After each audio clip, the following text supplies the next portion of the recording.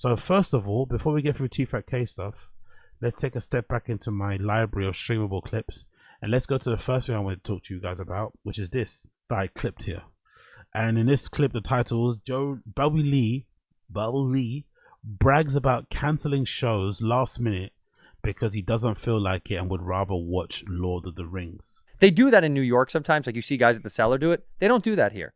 And so DeRosa was like, I'll go on stage with you. And I was like, that could be fun. Yeah. Because I was like, I'll get you a spot. He was like, no. So he took my spot. He took yours and who else canceled? Someone else dropped out. Yeah. Yeah. I dropped out. I wanted to, I know you're going to talk about it, but I wanted, sometimes I'll just go, I'm not going to do it. I'm going to hang out. I watch Lord of the Rings with a friend. Spots? Yeah. Yeah, I get it. Yeah. I canceled last minute, but thank God DeRosa took my spot. So in this case, right, do you think someone like a Bobby Lee, do you think he does this because he's kind of afraid partially of becoming successful anyway? He's afraid of the pressures that would bring, the workload it would also require. So he kind of purposely self-sabotages himself? Or is this just like the consequences of just being successful, where he has so many options, he has so many bookings, it just kind of like he can take it for granted and cancel some last minute, but because of his stature and his notoriety and his fame levels and shit, he can get away with it, because even if he cancels last minute, those same promoters, those same venues are still going to want him back anyway to fix that date or to get him back somewhere whenever the next available date is. So I don't know who's at fault here, but I just think it's very strange when you're a professional stand-up comedian and you sell tickets to your shows and then you just don't turn up to the shows. Like, that's kind of crazy, man. Like, when your fans pay a good amount of money to travel there, a good amount of money for the ticket, good amount of money for the childcare, good amount of money for whatever, meals, hotels, and then you cancel last minute. I think there's a lack of I think it just applies in general anyway with this new era we're in. There's a lack of professionalism when it comes to entertainment, you know? I saw recently news, this is from a few weeks ago, that Deutsche, right, cancelled a whole bunch of European dates. She cancelled a big date here in London for a festival called All Points East. A lot of my friends went to that festival, and many of them, to my fucking chagrin, many of these motherfuckers actually decided to buy tickets to All Point East, which are very expensive. I think 100 plus whatever per day for the 3 days. I think a lot of these people specifically bought their ticket to All Points East because they were looking forward to Deutsche to perform. And then she cancels last minute with no fucking explanation, no nothing, just cancels. I think that's super disrespectful for your fans, especially for paying tickets. If it's a free event, you know, whatever. Even though I still think if you promise someone something, you should follow through. But I think if it's a free event, you know, whatever you get, when you get it, enjoy. But I think when it's a paid event, when you're a big artist, when you're a big comedian, I think you owe it to your fans to fucking show up. I think you really do. It was great. People Did he go, so he went up at 10? We went to the first spot together, and then we went to the store, and then I went up solo in the main, and then we went up together in the OR.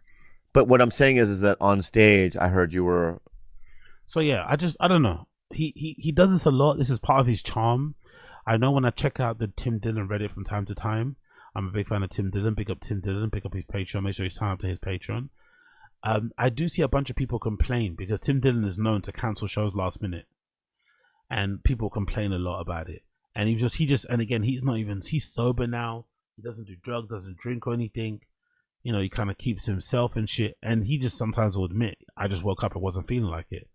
And I just feel like, I don't know, this is something you only hear nowadays. I think in the past, in days gone by, I think a lot of our greats, a lot of our legendary comedians, legendary artists, legendary whatever, entertainers, I think a bunch of them must have worked through the pain. They probably were going through crazy depression. Maybe a parent died the day before, on the morning of, you know, someone divorced, and they still just turn up. And when the fucking, you know, when the lights come on, when someone says action, they're straight into it, you know, no questions asked. So I think there's something kind of soft about the era we're living in. And I also think that Bobby Lee is taking for granted, the opportunities he's been given. And also taking for granted that he's got a very diehard fan base. They love people that love Bobby Lee, people that love Bad Friends. They're not gonna be dissuaded. They're not gonna be turned off by Bobby Lee not appearing on shows. If anything, I'd imagine if you're a real Bobby Lee fan, you're most likely going to be more infused, more empowered. You know, you're probably gonna like the fact that he doesn't turn up. It's probably gonna add to the mystique, add to the mystery. You know, add to the fucking allure that he doesn't turn up for some shows. I just couldn't do it. You know, it would break my heart if I paid for a ticket to go see someone perform and no one's there. It would break my fucking heart. It really fucking would. Yo, big up High Def. Big up High Def. Thank you for the gifted membership. You're a legend. Big up Blood Clot High Def. Big up Blood Clot High Def. If you received a membership from High Def, make sure you thank High Def in the string chat for the membership. Powerful bunch. Big up High Def. Appreciate you. Big up Ryan Harty. I was at a Bad Omens concert and they cancelled the show they were supposed to perform. It was nuts. Ryan Harty, they cancelled when you were Powerful bunch. Ryan Harty, Bad Omens cancelled while you were at the show. So what? The opener performed, whatever happened, and then they just didn't perform. They just didn't come out. Were they in the building? That's pretty crazy, to be fair. Powerful bunch. That's a piss take. I'm not going to lie. You're at the show. You're there, and they don't turn up. They darken the fucking lights and shit. They set everything up, and then they just don't show. That's Powerful bunch. Cancelled. Okay, cool. Big up LB. I think he's on about Comedy Store spots. They weren't his headline shows. Ah, okay. Fucking hell, LB. You should have said that before, man. Maybe I wasn't listening. Fuck. Powerful bunch. Big up LB. I went on that fucking rant, and I just might have completely misunderstood the clip in it. I went on that long fucking rant about honoring your fans, turning up the shows, and I just might have completely misunderstood the clip. Well, I guess this will be my unique clip. I'm gonna clip this later. This will be my unique clip. I'm probably gonna get a lot of hate on this, so make sure you check out the channel. When I clip this up, I'm probably gonna get a lot of hate because I completely misunderstood the point of what you're saying there. Big up LB. Big up LB.